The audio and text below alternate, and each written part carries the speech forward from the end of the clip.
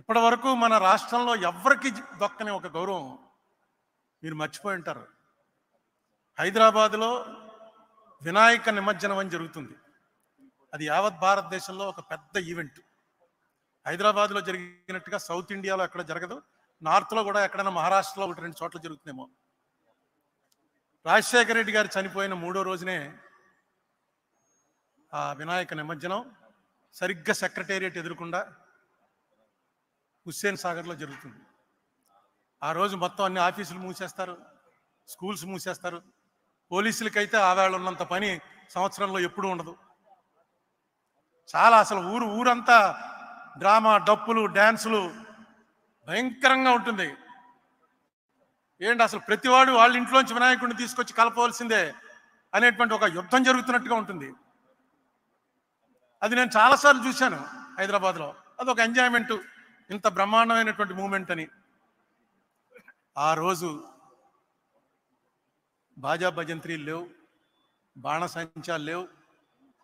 Pin drop సైలెన్స్లో నిమజ్జనానికి తీసుకొచ్చినటువంటి ప్రతి బండి మీద వినాయక విగ్రహం 40 అడుగులు 50 అడుగులు ఉన్న ఖైరతాబాద్ విగ్రహం నుంచి ఎవరో అప్పలకొండ అన్నవాడు తన ఇంట్లో పెట్టుకున్న చిన్న విగ్రహం వరకు అన్ని విగ్రహాలతోటి రాజశేఖర రెడ్డి గారి చనిపోయిన ఫోటో, ఆ ఫోటో పెట్టుకుని వచ్చారు. బహుశా ఈ గౌరవం ఎవరికి దక్కదు. ఎందుకంటే అది ఎవరో పెట్టించి ఫోటోలు పంచిపెట్టింది కాదు.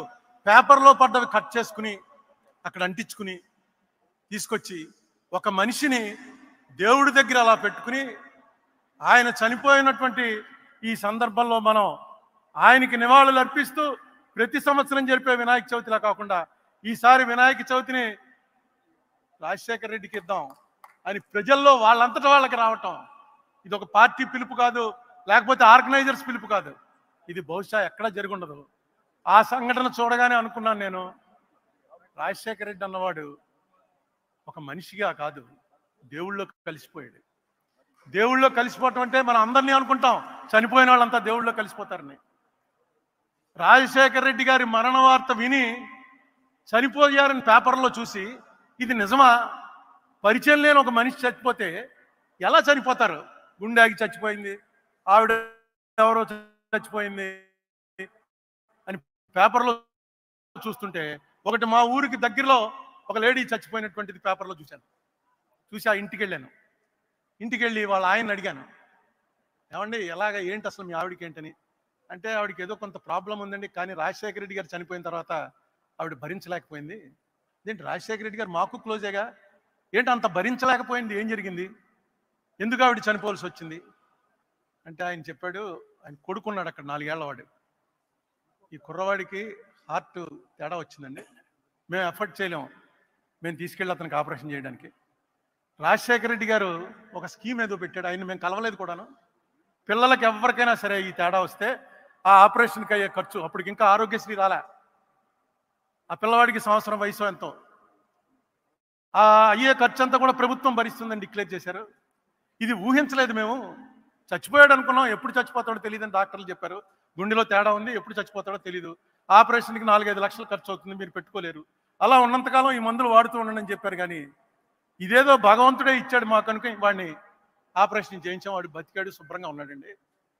ఈ రాజశేఖర రెడ్డి గారు చచ్చిపోయిన తర్వాత టీవీలో వస్తుంది, అమ్మా అన్నా నమస్తే, అమ్మా నమస్తే, బాబు నమస్తే అని రాజశేఖర రెడ్డి గారిది ఆ పాత క్లిప్పింగ్ ఏదో తీసి టీవీలో చూపిస్తున్నారు. ఈ కుర్రాడు 3 చక్రాల సైకిల్ ఎక్కి అమ్మా నమస్తే, బాబు నమస్తే. అతనికి రాజశేఖర రెడ్డి తెలియదు, ఆపరేషన్ గొడవ తెలియదు, వాళ్ళ అమ్మ గొడవ తెలియదు, నాన్న గొడవ, ఎందుకు బతికాడో తెలియదు. ఆ టీవీలో చూసింది సైకిల్ తొక్కుతూ రైమని సైకిల్ తొక్కుంటూను అమ్మా నమస్తే, నాన్న నమస్తే అని అంటుంటే చూసి ఏడ్చి ఏడ్చి బెంగ పెట్టుకుని మేము తీసుకెళ్ళామండి హాస్పిటల్కి. కానీ పని జరగలేదు, పోయింది. కొడుక్కి ప్రాణం పోసిన రాజశేఖర రెడ్డి ఇంత అర్ధాంతరంగా పోతాడని ఊహించలేదు. మేము కూడా అనుకోలేదు. బాధపడుతోంది, ఏడుస్తోంది, కానీ ప్రాణాల మీదకి వచ్చింది అది మేము అనుకోలే.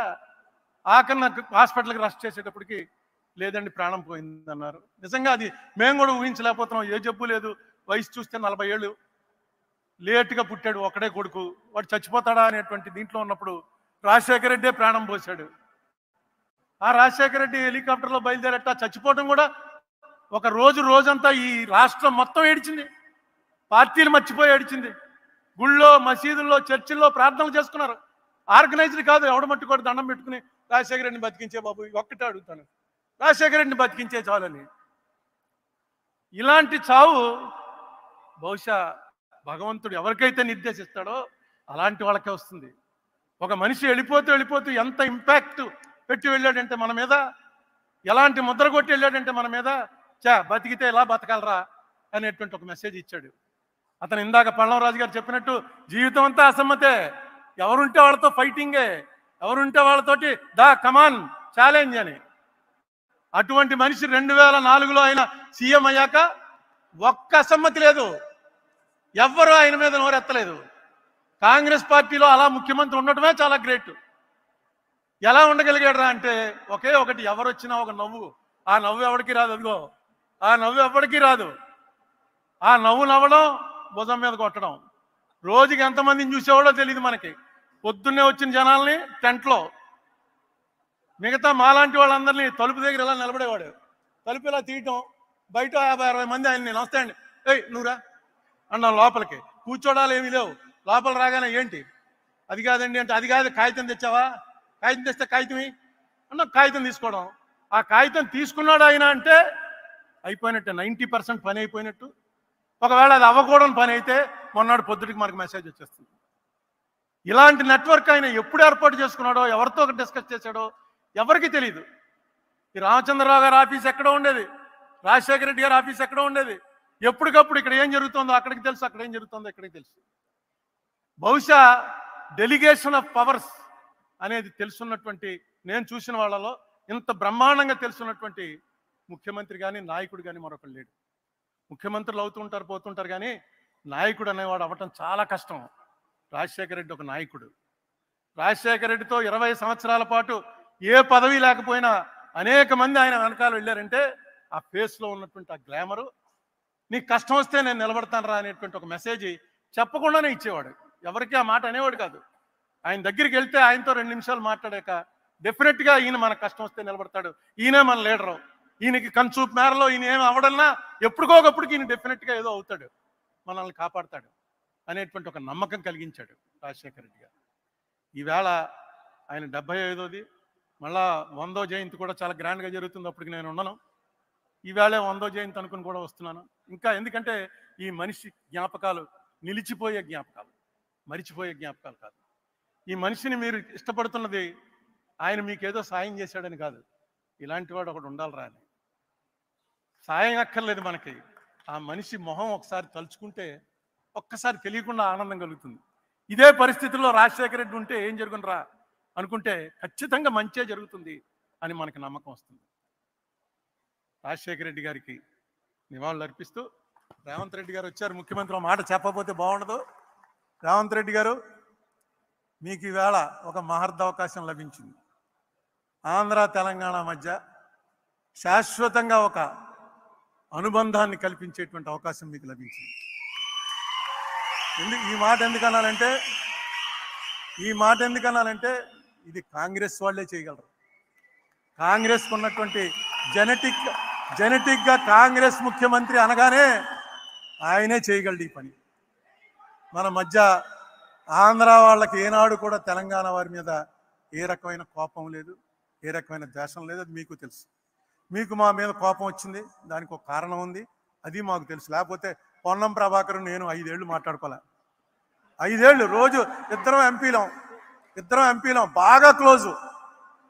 అలా మోహన్ చూసుకుని పక్క పోతూ రుద్రరాజు తండ్రి చచ్చిపోయిన రోజున మళ్ళీ వస్తే ఏం పొన్నం అంటే ఏం అరుణ అన్నాడు. ఏంటంటే కారణం రాజకీయ కారణాలు.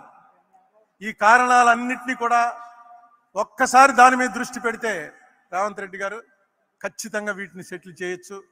ఆంధ్ర తెలంగాణ ఓన్లీ టెక్నికల్గా 2 రాష్ట్రాలు తప్ప ప్రజలు మాత్రం ఒకటే అనే మెసేజ్ ఇవ్వగలరు. దీనికి ఏం చేయాలో అది అడ్మినిస్ట్రేటివ్గా ముఖ్యమంత్రుల మధ్య మీరు ఏం చేస్తారో అది ఎలాగా చేస్తారు. ఇక్కడ రాజశేఖర రెడ్డి కూతురు కూడా ఉంది, ఆ సంగతి మర్చిపోవద్దు. రాజశేఖర రెడ్డి కూతురు రిప్రజెంట్ చేస్తూ ఏమి చేస్తే ఇక్కడ వాళ్ళకి బాగుంటుందో, ఏది మీకు నష్టం లేకుండా కష్టం కలగకుండా ఆంధ్ర ప్రజలకి ఉపయోగకరంగా ఉంటుందో ఆ ఆలోచన మీకు ఆల్రెడీ స్టార్ట్ అయింది. దాన్ని ఇంకొంచెం పెంచండి. రామచంద్రరావు కేవీపీ లాంటి వాళ్ళు ఎలాగా ఉన్నారు మీకు హైదరాబాద్లోనే ఉంటున్నాడు ఆయన. మీకు ఎప్పుడు కావాలంటే అప్పుడు సహాయపడతారు. ఖచ్చితంగా ఈ క్రెడిట్ మాత్రం రేవంత్ రెడ్డి గారికి దక్కడం కోసమే ఆయన ముఖ్యమంత్రి అయ్యాడని నేను తలుస్తున్నా. రాజశేఖర రెడ్డి గారి ఆశీస్సులు ఆయనకి ఎప్పుడు ఉంటాయని నమ్ముతూ సెలవు.